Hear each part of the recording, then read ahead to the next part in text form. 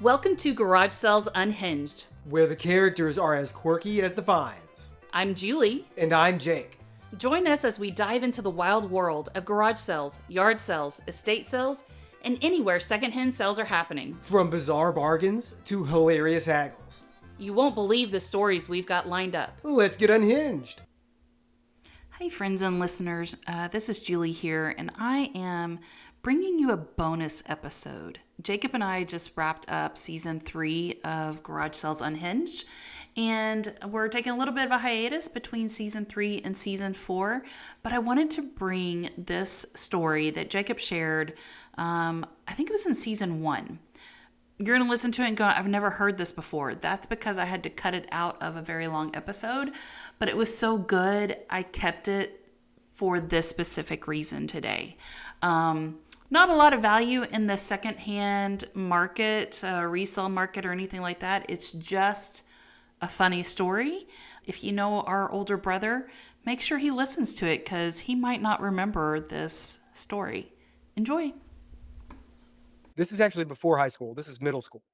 And this is a sort of secondhand story that I'm going to share. It involves hammer pants. If I you're had a not pair. if you're not familiar, hammer pants were a product of the hip hop artist MC Hammer, who had these giant parachute pants. It was very famous. He did a big dance with them and everything like that. Look back at it now, it's ridiculous. Surely they're on the way back, but they were the rage at the time. So um, we both have an older brother who was in high school at the time that you and I were in middle school. Our brother had a pair of what I felt were hammer pants. They weren't technically hammer pants, but they were hammer enough. And so off he goes one day to high school. I liked those pants only because I knew they were popular. And so I'm going to wait until he leaves. He's driving himself to high school. Once he leaves, I have a small window of time to sneak into his bedroom, get the pants from his closet, put them on, and run out the door to the bus and get on the bus. And I did it. I pulled it off. I had these pants, and I'm going to describe them. They were kind of I forget the material, but they were kind of like dappled or something like that all over the place. They were white. Oh, no. Oh yeah, white pants. And I made it through the whole day. In my fantasy recollection, I got some compliments on these things. It was great. It worked exactly the way I wanted it to. And even better, Julie, because we were in middle school and he was in high school, he probably had like football practice or something like that after school. So we were going to get home before he did. So the idea was that, yes, I had my moment. This is glorious. I'll be riding this the rest of the school year. And I'm going to get home and I'm going to take off these pants and I'm going to put them back on the hanger and put that in the closet, close the door, and no one's the wiser. It's the perfect crime. Except the day before the day in question here, it had rained. And I made it through the entire day just being the absolute celebrity, you know?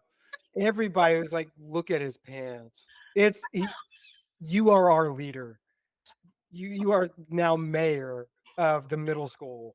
Sir. Hold on. If anyone, hopefully that comes through, but if anyone heard, I just snorted laughing. It was fantastic. It's everything I wanted it to be. School lets out. I'm home free and I'm going toward the bus and there's a muddy puddle.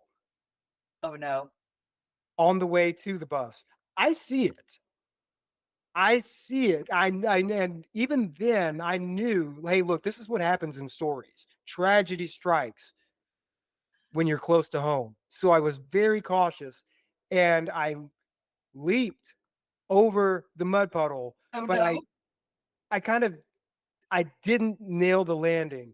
And so my foot came down, I slipped complete full ass in the mud in my dappled white hammer pants. Not mine, our brothers, our bigger, meaner brothers. Hammer pants. And